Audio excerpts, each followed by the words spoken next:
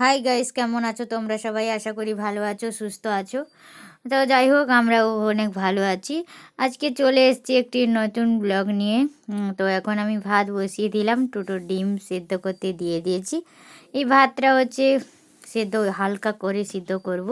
আর ওইদিকে আদা, রসুন, পেঁয়াজ গ্রেটারে গ্রেট করে নিয়েছি, আর পেঁয়াজটা কুচিয়ে নিয়েছি, টমেটোও কুচিয়ে নিয়েছি। এই ভাতটা এখন হয়ে গেছে, পুরো হয়নি, হাফ হয়েছে, ওইখানে গড়িয়ে নেব। গড়িয়ে মানে ফ্যান ঝরিয়ে নেব আর কি। ফ্যান ঝরিয়ে রেখে দেবো হাফ সেদ্ধ করে। তার আগে আমি ওই কড়াতে তেল দিয়ে আলু আর ডিমগুলোতে ভেজে নিয়েছি একটু। আলু ডিমগুলো বের করে সেটা ভিডিওতে নিতে পারি নাই। আর ওই যে গ্রেটারে আদা রসুনগুলো সব গ্রেট করে রেখেছিলাম, আর পেঁয়াজ টমেটো সব কিছু একসঙ্গেই দিয়ে দিলাম জিরে দিয়ে। জিরেটা ভাজা হয়ে যাবে, কেউ কেউ এখন গরম মশলাও দিতে পারো, তো আমি দিইনি। একটু দিয়ে দেবো লঙ্কার গুঁড়ো, সঙ্গে একটু নুন আর হলুদ গুঁড়ো, সব কিছু একটু দিয়ে কিছুক্ষণ 5-7 মিনিট মতো কষাতে হবে ভালো করে, যতক্ষণ না তেল ছেড়ে আসে। আমি কম করে একটু লঙ্কার গুঁড়ো দিলাম, কারণ কাঁচা লঙ্কা দিয়েছি। এতটা বেশি ঝাল, আবার প্রচুর ঝাল হয়ে গেলে খেতে পারা যাবে না, তাই কম করে দিয়ে দিয়েছি। তো এখন কষানো প্রায় হয়ে এসছে, আর একটু কষাবো। একটু হলুদ কম ছিল, তাই আমি একটু হলুদও দিয়ে দিলাম। লাল লাল দেখাবে দিলে ভাতগুলো। তো এটা হচ্ছে মানে প্রতিদিন তো ভাত খাওয়া হয়, ভাত রান্না করে সে ডিম ঝোল ভাত, তাই বললাম যে আজকে ডিম ঝোল ভাত রান্না না করে, বা ডিম ভাত সেদ্ধ ভাত না খেয়ে আর একটু অন্যরকমভাবে রান্না করি। তাই এরকমভাবে নিজে থেকেই বললাম, না রান্না এটা এরকম করি, দেখি কীরকম হয়। তো হাফ সেদ্ধ রাখা যে ভাতটা ছিল, সে সেদ্ধ করে ফ্যান ঝরিয়ে রাখা সেই ভাতটা এখন আমি কড়াতে দিয়ে দিলাম।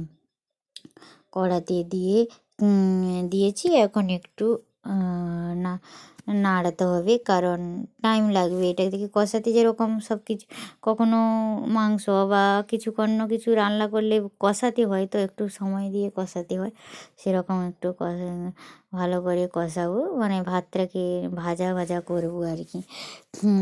2-3 মিনিট 4 মিনিট মতো দিলে ভাতের যে মানে দানাগুলো আছে সব ভেঙে ঠিকঠাক হয়ে যাবে। কম সেদ্ধ করা হয়েছে, তো কোনো ঘাঁটার প্রবলেম মানে সমস্যা থাকবেই না আশা করি।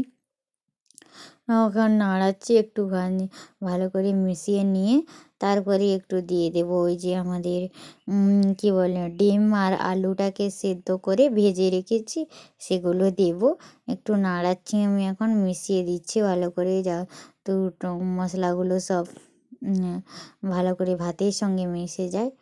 আর নুনটা দেবো আমি একটু পরে দেবো, জলটা যখন ঢালবো তারপরে নুনটা দেবো। এখন ডিম আলু দিয়ে কষাবো একটুখানি, তারপরে ডিম আলুটা নাড়ানো হয়ে গেলে, ভাতটা নাড়ানো হয়ে গেলে এখন দিয়ে দেবো জল, সামান্য মানে মাখা মাখা করে জল দেবো আমার প্রয়োজন মতো, যতটা সেদ্ধ হয়েছে মনে হয় যতটা জল লাগবে। এরকম করে 5 মিনিট আমি ঢাকিয়ে সিদ্ধ করে নিয়েছি। তো আমার হয়ে গেছে। এখন একটু একটু একটু জল আছে, তাও আমি এতে ঘি দিয়ে দিচ্ছি, ঘিটা দিয়ে দেবো। ঘিটা দিয়ে আর একটু গরম মশলার গুঁড়ো দেবো। হ্যাঁ, যে গরম মশলার গুঁড়োটা দিয়ে দিলাম, ঘি আর গরম মশলার গুঁড়ো। এখন আরও 2-3 মিনিট মানে একটু ভাপে দিতে হবে আর কি। তো ভাপে দিয়ে তারপরে গরম গরম, এরকম গরম গরম খেতে হয়। গরম গরম খেলে খাওয়ার সময় মানে এত টেস্টি হয়েছিল সে যে বলার নেই, এত টেস্টি হয়েছিল। বললে আজকে করলে কালকেও মনে হবে যেন আরেকবার করে খাই। সত্যি বলছি, তোমরা বাড়িতে চাল, যে সাধারণ চাল, তো আমাদের তো বাড়িতেই চাল ধান চাষ হয়, সেইগুলো চাষ বাড়ির চাল হলেও হবে, কেউ আবার কেনা চাল বা ওই যে পোলাওর চাল দিয়েও করতে পারো। তো আমাদের রেডি। কেমন লাগলো কমেন্ট করে জানিও প্লিজ।